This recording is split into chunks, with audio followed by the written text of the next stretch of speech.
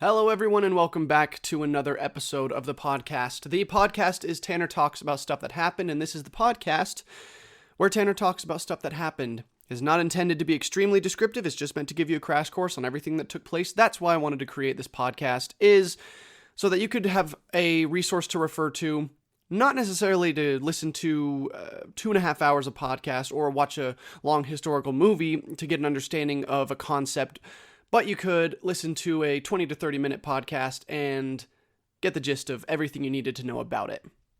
There's always more things to be learned about everything that I cover, but at the end of each episode, I can only hope that you have an understanding of the events or situations that have taken place in the past.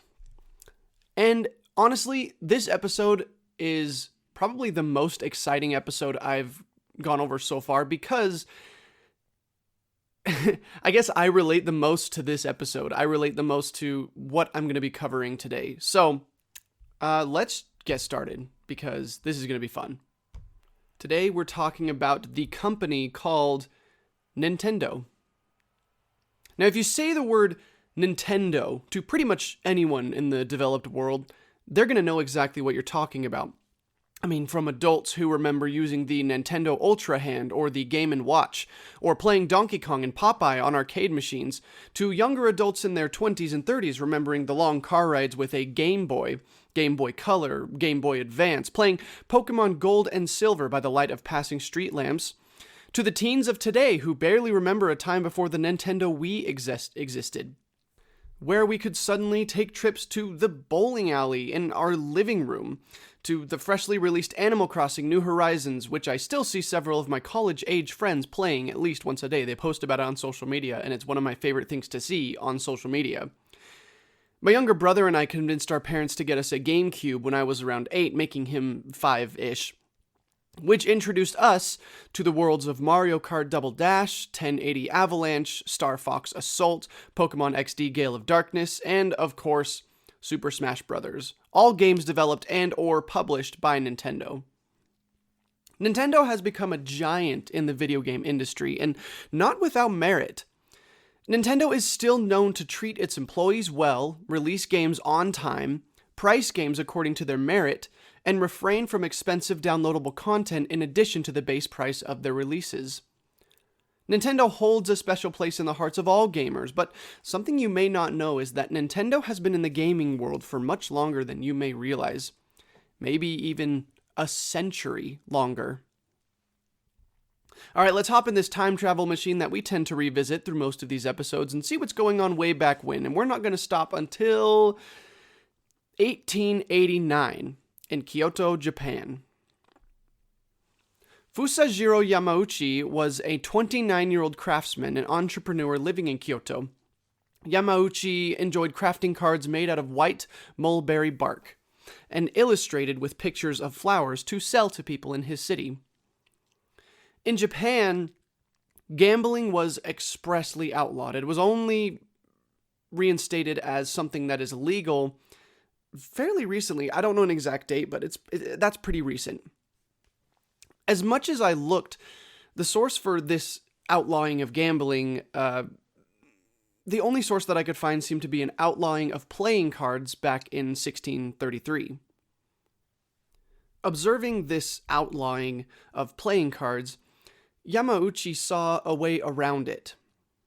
His illustrations weren't technically playing cards, and if people wanted to use his various designs as a way to play games, that was not his doing.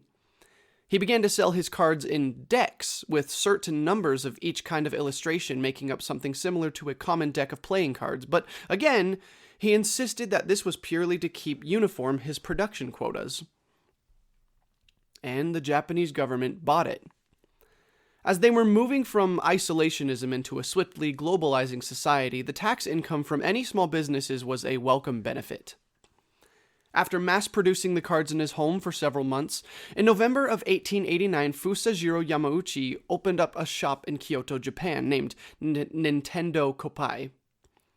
No one really knows exactly what the word Nintendo means, but Koppai simply means cards. The most common theory is that Nintendo means luck be to heaven, but it's a collection of Japanese syllables that don't make a lot of sense when used with various inflections. From this shop, Yamauchi hired a group of workers to help him mass produce the cards, creating modest early successes. Unfortunately, Yamauchi was too good at what he did, and he enjoyed creating quality product.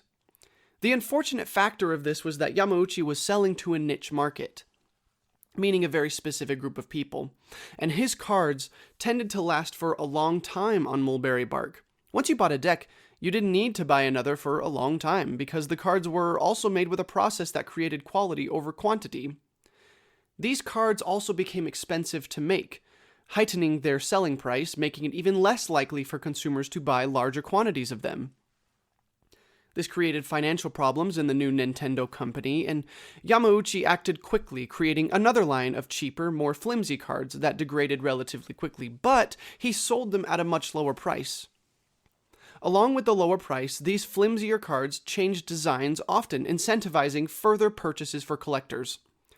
While the cheaper cards brought in more revenue as a primary benefit, it also created a desire for more hardcore card gamers to get their hands on the original mulberry bark cards for long-term use. You could say they were the original Xbox One Series X Gears 5 Limited Edition, or PlayStation 4 Pro 1TB Death Stranding Limited Edition. If you wanted to demonstrate your prestige as a primitive gamer, you had to own them. But how did Yamauchi's small store blossom into the multi-trillion-dollar conglomerate we see today? Now, as much as we love video games, as much as I love video games, we gotta talk about something that's not video games in this episode in order to understand how Nintendo became what it is today. The Kyoto we find ourselves in here is a far cry from the Kyoto that exists today. The Kyoto today boasts a population of 1.5 million people, but in 1889 it housed barely 300,000. If you're familiar with Japanese history, you'll know that the late 1800s was a period of drastic change in Japan in a series of sweeping political and social shifts known as the Meiji Restoration. Before the Meiji Restoration, Japan lived under the Tokugawa shogunate. And before that, while being considered a country, Japan was more of a collection of independent states and tribes that experienced conflict and division based on cultural differences. In 1603, power in Japan was partially consolidated under a central government, but there still existed a distinct class system. And any movement between the four distinct classes, which were samurai, artisan, farmer, and merchant, was expressly prohibited.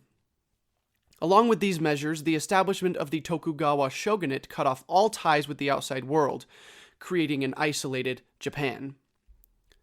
Though the Japanese economy grew significantly during the Tokugawa shogunate, and the Tokugawa shogunate oversaw the birth of several urban centers, the country began lagging behind technologically and agriculturally during the 19th century. As the rest of the world created a more global economy, leaders in Japan knew that something had to be done, lest the country fall behind further. The agricultural sector in Japan had begun lacking, and several famines had led to peasant uprisings, which weakened the Tokugawa shogunate before eventually two large anti-Tokugawa clans combined to topple the shogunate and establish a new regime that they called the Imperial Restoration in 1862. So what does this all have to do with Nintendo? The Imperial Restoration was also known as the Meiji Restoration, which I mentioned earlier, named after the first imperial emperor who was only 14 when he came to power. Japan was late to the modernization party, but the economic growth fostered by the Tokugawa shogunate set the stage for such modernization and industrialization to take place.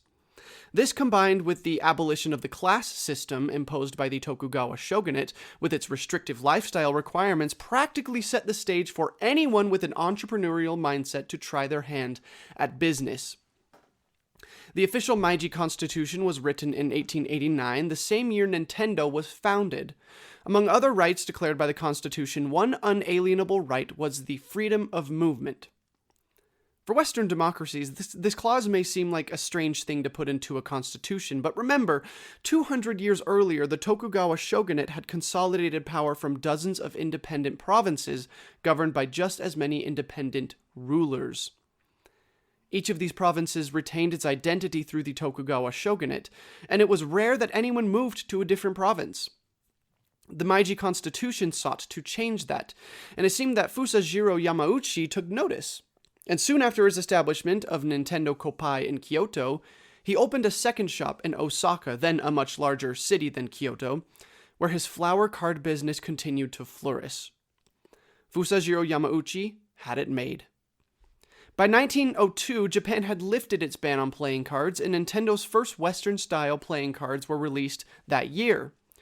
After a brief damper on their profits due to the Russo-Japanese War from 1904 to 1905, Nintendo really started hitting it big when it signed a deal with a Japanese tobacco company called Japan Tobacco that allowed them to market their cards in the cigarette stores that dotted the entire country. By 1929, on the cusp of the global Great Depression, Nintendo Koppai was the largest playing card company in Japan, only 22 years later. That year, Fusajiro Yamauchi, now 70 years old and likely satisfied with his success, elected to retire and hand the company off to his son-in-law, Sakirio Kaneda. I may be pronouncing all of these Japanese names wrong. I don't speak Japanese, so please, if you speak Japanese, just look past that. In 1933, Sakirio Kaneda established the company as a general partnership and invested in a fancy new headquarters located right next to the original building in Kyoto, as the company began to prosper until the outbreak of World War II. The war hampered the public's interest in recreation, as basically the entire country was mobilized to contribute to the war effort, and Nintendo took a hard hit, but found a way to survive until the war ended. In 1947, Sakirio Kaneda founded a distribution company that would handle all distribution of Nintendo playing cards rather than pay someone else to do it. This catapulted Nintendo's profits. In 1950, due to Sakirio Kaneda's declining health, his grandson, Hiroshi, took presidency over the company and swiftly enacted several important changes. In 1951, he changed the name of the company to Nintendo Playing Card Company Ltd., and changed the name of the distribution company to Nintendo Karuta Company Ltd., making the connection between both flourishing companies obvious. In 1952, he centralized all production of cards into factories in Kyoto, creating more office jobs, and released a new line of playing cards, which garnered considerable success in Japan. But Hiroshi wanted a larger presence. His vision for the company went far beyond the shores of Japan, all the way across the Pacific Ocean. So in 1959, he signed a deal with Walt Disney that enabled Nintendo to use the characters in famous Walt Disney shows on their cards. And soon after, Hiroshi established a distribution method that targeted toy and candy stores as central selling points for the cards. With the spread of television, Nintendo used televised ad campaigns to market the cards to audiences across the world. Life seemed pretty good for the employees of Nintendo. But by 1963, dark clouds loomed over the company. The Mickey Mouse cards had geared the company toward a child-centered market, and kids often looked for the next big thing. Their sales began to fall. To add to this, popular Western hobbies such as bowling had hit Japan, and adults were losing interest in the decades-old Hanafuda flower cards. Nintendo had to act fast. Between 1963 and 1968, Nintendo tried its hand at diversification, releasing products that had absolutely no relation to anything Nintendo was attempting to be. They alienated their audiences with releases of packages containing instant rice, the establishment of a taxi service, and the construction of several love hotels. I don't feel the need to explain what those are. Hiroshi abandoned these ventures when they didn't pan out. He knew he'd abandoned his audience and he had to make up for it. What worked initially? Games. And with this, Hiroshi launched a new initiative. Take what was already good and expand on it. People liked to play. They liked Nintendo because Nintendo gave them things to play. So why not give them more things to play? Hiroshi constructed a new plant in Uji City and began releasing new editions of centuries-old games such as chess, shogi, and mahjong. These enjoyed moderate success, and Nintendo was back in business. Hiroshi saw how people loved these games and enlisted the help of several specialists to design and perfect new games. Hiroshi also noticed the public's interest in other electronics.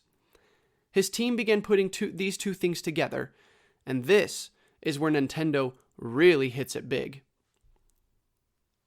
In the early 1970s, Nintendo released the Nintendo Beam Gun, Japan's first electronic toy.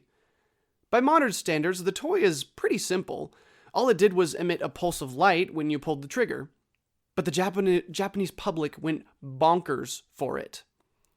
The Nintendo Beam Gun sold over 1 million units. That's a lot. In the following years, Nintendo would release the Ultra Hand, a toy similar to a typical grappler, the Ultra Machine, which was used to launch baseballs toward a batter, and the Love Tester, which needed two people to hold the ends of the machine before giving a reading on how compatible the couple was. Each was successful. Nintendo was on top of the world and saw no reason to slow down. While Nintendo tried its hand at video games in the early 1970s, they weren't able to get the processing speed of their games to the levels of companies such as Bandai and Tomy, and their prices were much higher. So as we've seen in the past, they did what Nintendo does best. They innovated. An inventor employed by Nintendo named Gunpei Yokoi noticed that technology used in handheld calculators was sophisticated enough to be used for something greater than punching numbers. So he set to work putting together one of the most pivotal inventions in video game history, the Game & Watch. The Game & Watch was the world's first handheld video game console. While it was not the first handheld video game, that title is held by the Mattel Company, it was the first handheld video game console that could play more than one video game. Remember how the Nintendo Beam Gun sold around 1 million units? Well, the Game & Watch sold 43 million in the 1980s, during which time 59 games were made for the Game & Watch. In 1981, Nintendo evolved the game industry further with the introduction of the famous Donkey Kong arcade game, one of the first arcade games that allowed the main character to jump. In this game, we are introduced to Jumpman, who would later become the beloved character named after the landlord of Nintendo's offices in Washington, USA, Mario.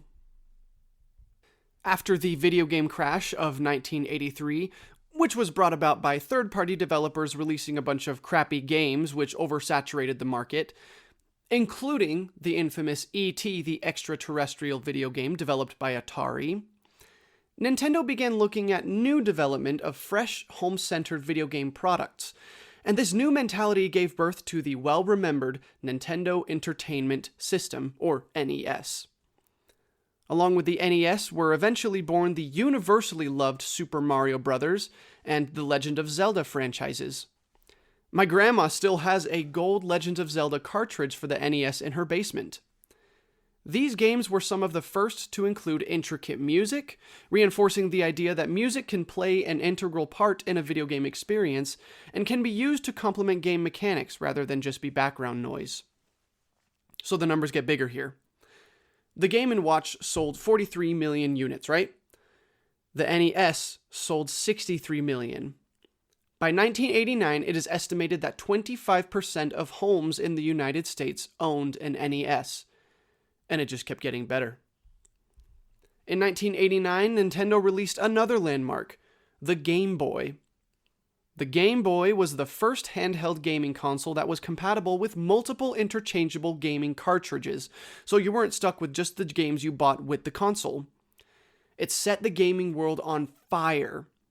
So far, we've looked at the Nintendo Beam Gun selling 1 million units and the Game & Watch selling 43 million, followed by the NES selling 63 million, and here comes the ball breaker. The Game Boy sold, worldwide, over 118 million units. Less than 20 years after the release of the Beam Gun, a Nintendo product not only doubled the sales, but multiplied them by over 100. Around the same time of the release of the Game Boy, Nintendo also published its own magazine, immediately circulating to 1.5 million readers. Also in the late 1980s, Nintendo responded to Sega's Mega Drive, which utilized 16-bit architecture instead of 8-bit, with the upgrade to the NES, the Super Nintendo Entertainment System, or SNES. Once again, it was a smash hit. 1996, the Nintendo 64, another huge hit, and today still a staple of nostalgia to anyone born in the 90s, with Super Mario 64, GoldenEye 007, Legend of Zelda Ocarina of Time being heralded as some of the best video games of all time. 1998, the Game Boy Color was released, again changing the game for handheld devices. And then, my personal favorite came along. In 2001, Nintendo introduced the GameCube, which, though successful, didn't fare as well as its predecessors. Its iconic mini-disc platform is recognizable today. Everyone knows a GameCube game when they see one, but it was a letdown for Nintendo. Regardless, we got the legendary Mario Kart Double Dash, and that's really all that matters if I'm being honest. In 2004, Nintendo proved that it still held the title for most innovative handheld gaming systems by releasing the Nintendo DS, also a staple in gaming history. Nintendo heard that Sony was developing their own handheld gaming device that would prove far superior to any previous Game Boy, the PlayStation Portable. So Nintendo hit them hard preemptively with the release of the Nintendo Dual Screen, or the Nintendo DS. The Nintendo DS not only had a dual screen display that allowed for new game design, but it also contained a lighting mechanism so kids could play the DS in the car at night. Unheard of. They weren't done. In 2006, Nintendo changed the game again with the introduction of the Wii. I remember the first time I saw a commercial for the Wii, and it seemed way too far out there for me to comprehend. The Wii did away with corded controllers and couch sitting and made all games of movement-based experience. Want to play Mario Kart? You have to get a steering wheel and actually steer. You could have a baseball game with your friends in your bedroom. You could hang glide in your basement. And to top it all off, all GameCube games were backward compatible with the Wii. Take note, Microsoft and Sony.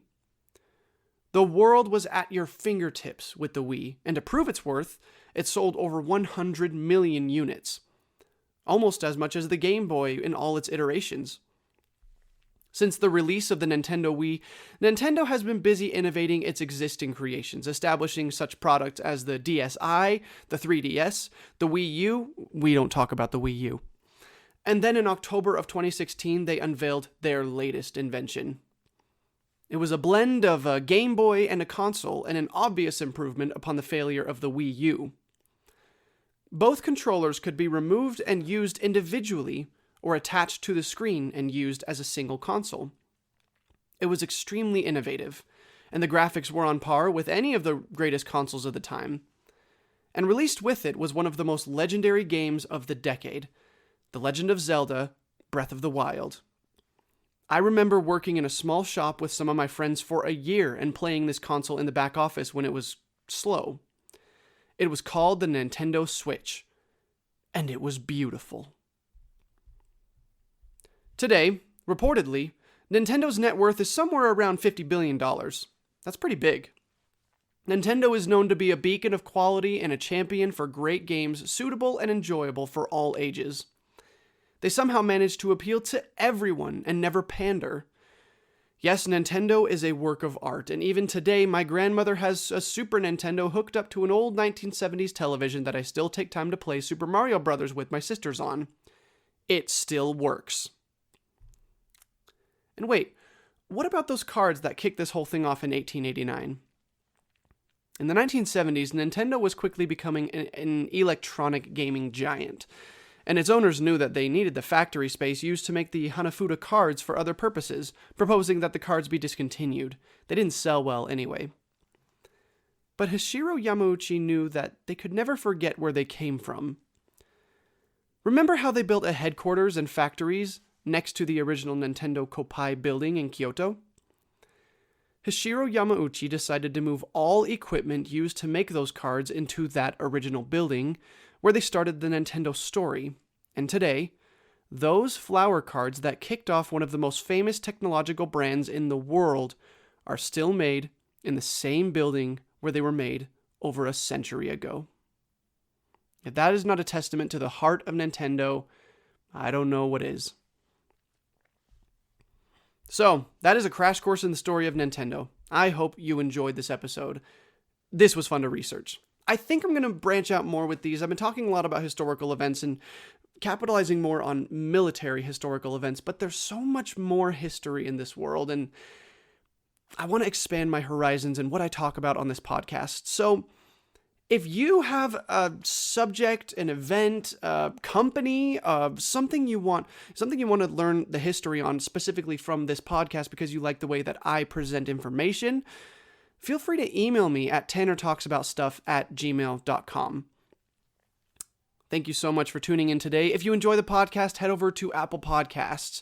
Leave a 5-star review, and if you are particularly kind, write a review down for me and let me know what you think of the show. It really does help us get more people involved with the conversation about history. So, until next week, this is Tanner Talking About Stuff, signing off. Have a good week.